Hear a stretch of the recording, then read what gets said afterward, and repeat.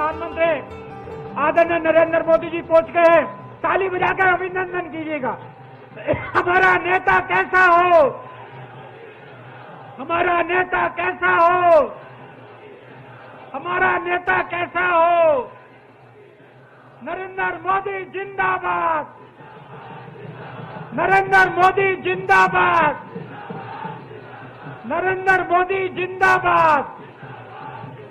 हमारे मध्य में आनंद देश के प्रधानमंत्री के ऊपर पुष्प वर्षा हो रही है, उनका बहुत बड़ा अभिनंदन गैलरी के अंदर किया जा रहा है।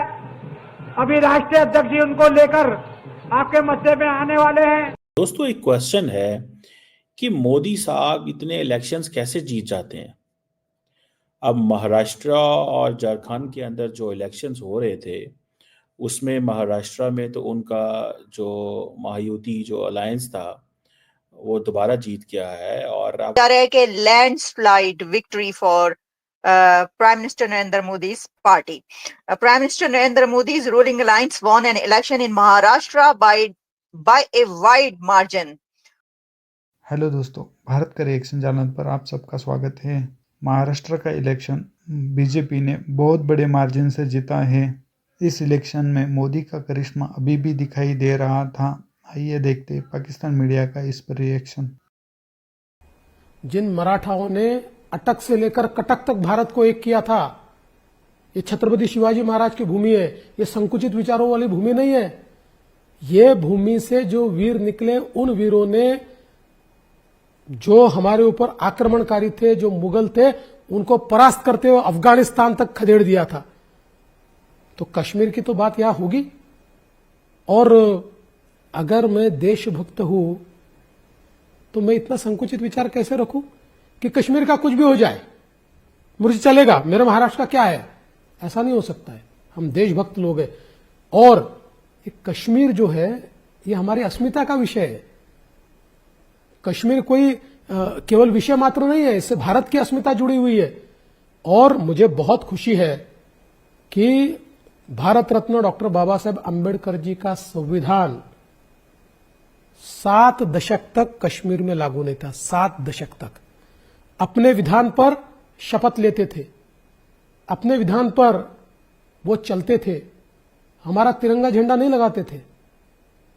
लेकिन 370 के हटने के बाद लाल चौक पर जब एक बहुत बड़ा तिरंगा मैं देखता हूं तो मुझे बहुत खुशी होती है, मेरा दिल गदगद होता है। और उसके साथ साथ आप वहां तक नहीं रुकना चाहते थे, आप तो पाकिस्तान की हाँ बात बिल्कुल कर रहे हैं। वहां जा ही रहा हूं। उसके साथ साथ ओमर अब्दुल्ला को भी 7 दशकों बाद पहली बार मुख्यमंत्री के रूप में भारत के संविधान की शपथ लेनी पड़ती है। इससे बड़ी खुशी की बात क्या है? ये सबसे खुशी की बात है। और हां, हमारा तो सपना है, कांग्रेस ने देश को तोड़ा, एक दिन अखंड भारत बनाएंगे।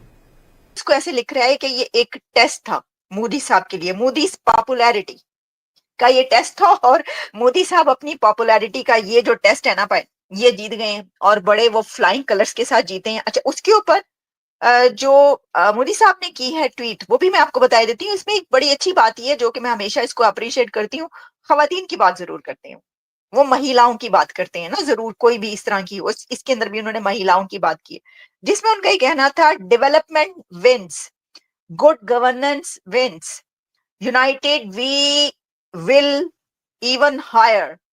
Heartfelt gratitude to my sisters and brothers of Maharashtra, especially the youth and women of state, for a historic mandate to the NDA. This affection and warmth is unparalleled.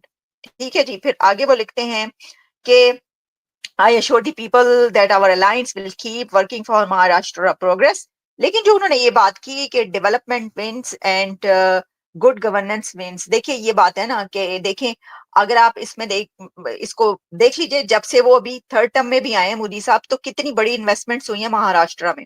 और जैसा मैंने पहले आपको बताया, इस स्टेट को इसी तरीके से एक वेल्दी स्टेट के तौर पर, बड़ी इंपॉर्टेंट स्टेट के तौर पर देखा जाता है। तो इसमें उन्होंने जो है ना वो झंडे गाड़ दिए मोदी की पार्टी ने, और मोदी ने महाराष्ट्र में अपने झंडे गाड़ दिए। और सिर्फ अपने झंडे ही नहीं गाड़े, बल्कि जो G20 के लीडर्स हैं उनको जो गिफ्ट्स दिए गए हैं वो भी महाराष्ट्र के बने हुए गिफ्ट्स हैं। वो नरेंद्र मोदी का ने जो एक थ्योरी होती थी इनकम्बेंसी फैक्टर, उसको ख़त्म कर दिया कि मतलब एक दफ़ा आप हुकूमत में आए हैं लेकिन आप फिर पावर में आ जाते हैं दोबारा। इतना मुश्किल काम है। अब जो मिलियंस ने वोट डाले हैं वहाँ पे, ठीक है, और आपको पता है ये इंडिया की वेल्थी स्टेट कंसिडर की जाती है फाइनेंशियल टर्म्स में, एंटरटेनमेंट में, यू नो ये यहाँ पे it means that the business community believes that we need this, ये सारे का सारा जो महायुति है जिसे ग्रैंड अलायंस कहा जाता है, इसको बीजेपी लीड करती है अलॉन्ग विद अदर शिवसेना और बाकी कुछ और पार्टीज के साथ, और असल में मकसद एक ही था कि कांग्रेस को कैसे बाहर रखना है। और इनका जो ओवरऑल जो अलायंस की जो फॉर्मेशन या उसका जो एजेंडा है या जो आइडियोलॉजिकल गोल्स हैं वो ऑलमोस्ट मिलते जुलते हैं। डेवलपमेंट है, एक जो हिंदू जो जिसे कहते हैं ना मेजॉरिटेरियन जो सोच है वो मौजूद है वहाँ के अंदर। बहरहाल ये जो अलायंस है एंड इसका जीतना, दैट टेल्स अ स्टोरी। चलें, झारखंड तो एक माइन रिच उसे कहा जाता है और वहाँ पे कांग्रेस लेड जो अपोजिशन है दे मेड देयर वे, उन्होंने वो आ गए हैं। लेकिन एक क्वेश्चन आता है कि भाई इतना कैसे नरेंद्र मोदी कैसे ये कर लेते हैं, ठीक है। सो मुझे जो चीज़ें लगती हैं उसमें सबसे पहले तो सारी बात है लीडरशिप इम्पॉर्टेंट होती है। And then obviously जब when it comes to leadership, then how you brand the leadership. Modi साहब का एक पर्सनल करिश्मा है। लोगों को किसी को बुरा लगता है, किसी को अच्छा लगता है, बट अभी फॉर एग्जांपल ब्राज़ील में जब G20 का इजलास हुआ तो सारे के सारे लीडर्स नरेंद्र मोदी को मिल रहे होंगे, वो एक चीज़ तो समझ रहे होंगे कि हम सारे जा रहे हैं लेकिन ये यहाँ पे रहेगा। जो अगली G20 होगी उसमें भी नरेंद्र मोदी होगा, जो 25 वाली 26 वाली G20 में भी होगा, 2027 की G20 में भी होगा, 28 की में भी होगा, 29 में शायद दोबारा इलेक्शंस हैं इंडिया के अंदर। सो अगले 4 साल 4-5 G20 के अंदर पूरी दुनिया की लीडरशिप ट्रांसफॉर्म होगी स्टार्टिंग फ्रॉम 2014। कितनी दुनिया की लीडरशिप को, सो जो लीडरशिप है इंडिया और जिस तरह इंडिया की लीडरशिप के अंदर करिश्मा है नरेंद्र मोदी के अंदर, सो वो आई थिंक वोटर्स के अंदर है। देन जो मोस्ट इंपॉर्टेंट पॉइंट है ना, वो डेवलपमेंट का नैरेटिव है, that's the most important thing. क्योंकि इंफ्रास्ट्रक्चर डेवलपमेंट की बात होती है, वेलफेयर स्कीम्स की बात होती है, इकोनॉमिक ग्रोथ की बात होती है, ये चीज़ें जो है ना ये they give a lot of power देती हैं नरेंद्र मोदी को। एंड ये चीज़ जो है दैट गिव्स देम कि हाँ जी अब आप इलेक्शन जो है वो जीत सकते हैं। ये कोई आसान काम नहीं है डेवलपमेंट का नैरेटिव लेके आना, you know. And then for example मैं नरेंद्र मोदी की ट्वीट देख रहा था तो उस ट्वीट में वो यही कह रहे थे कि development wins, good governance wins. तो वो कह रहे हैं कि मैं basically development and good governance पे फोकस करता हूँ। सो ये